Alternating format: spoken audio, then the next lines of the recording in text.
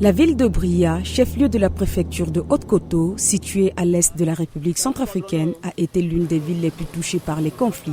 Cette situation a causé de nombreuses pertes en vies humaines et un déplacement massif des populations, comme le témoigne le site des déplacés internes PK3, qui abrite plus de 40 000 personnes. Afin de contribuer à la sécurisation et au retour de la stabilité dans cette ville, la MINUSCA a initié de nombreux projets en collaboration avec les autorités nationales. C'est suite à cela que de nombreux déplacés internes ont pu retourner dans leur quartier d'origine tout en ayant l'opportunité de cultiver leurs terres. Dans les localités de Dambé et de Kolaga, respectivement situées à 3 km et 10 km de Bria, ce qu'on appelle communément les retournés exploitent des plantations. Répartis par groupements et associations, ces derniers travaillent dans l'agriculture dans le cadre du programme de réduction de la violence communautaire connu sous le sigle CVR. Nous sommes revenus dans notre village natal. Nous sommes revenus une fois pour toutes par rapport à ces conflits-là qu'on avait fui pour aller au PK3. Maintenant, nous sommes chez nous. On avait réfléchi pour avoir ce terrain.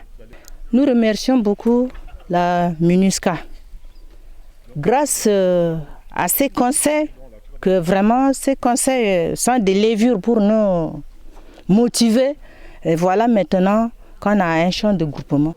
Depuis 2017, le programme CVR compte 4057 bénéficiaires, dont 1778 femmes. Il a aussi pour objectif de promouvoir la diversité et de contribuer à la cohésion sociale. C'est dans ce contexte que le projet Tena de Tena, en langue banda qui signifie main dans la main, a vu le jour et est mis en œuvre par un groupe de 52 bénéficiaires, dont 23 femmes. Il regroupe des personnes originaires d'ethnies variées telles que Goula, Banda, Sara et Mbororo. Ces ethnies, autrefois opposées dans des conflits armés, sont aujourd'hui les vecteurs pour une paix durable et pour le développement économique dans leur communauté. Les bénéficiaires travaillent sur un site de 2 hectares près de la rivière Samba dans les domaines de l'agriculture, de la pisciculture, de la briqueterie ainsi que celui de l'élevage. Après le désarmement, j'ai intégré le programme du CVR. Je travaille. Et depuis, mes conditions de vie se sont améliorées et j'ai aussi appris beaucoup de choses. Ces poissons, nous les élevons. Ceux qui ont atteint le poids requis, nous les déplaçons et les mettons ensemble dans un bassin et puis nous débutons la vente.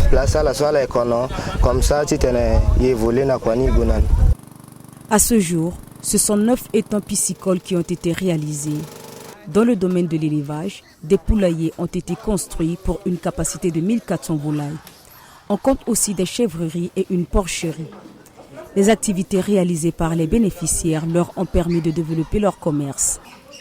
Ces activités génératrices de revenus améliorent les conditions de vie des bénéficiaires et soutiennent le secteur économique à Bria. C'est dans cette même dynamique que la ville a vu la création d'un centre commercial baptisé Nouvelle Lune, du nom de l'association à l'origine de cette initiative, réalisée avec le soutien de la MINUSCA et des autorités locales. La dite association regroupe 30 anciens combattants dont 15 femmes qui ont intégré le programme DDR. À Nouvelle Lune, la population a l'opportunité d'avoir accès à des services tels que la recherche des batteries de téléphone, la coiffure, la couture ou encore des produits de première nécessité. Son gérant, Ahmad Manga, se dit satisfait des formations dont il a bénéficié dans le cadre du programme. Moi, j'ai reçu des formations de marketing. C'est à cause de ça qu'aujourd'hui, je gère mon boutique normalement sans problème. Dans le projet de CVR, nous avons motivé et puis ramené beaucoup de gens.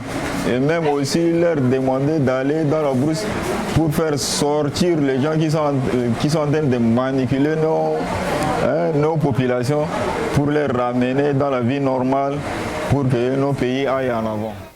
Le programme CVR dans la ville de Bria prône aussi l'importance d'engager les femmes sur le chemin de l'autonomisation et du leadership.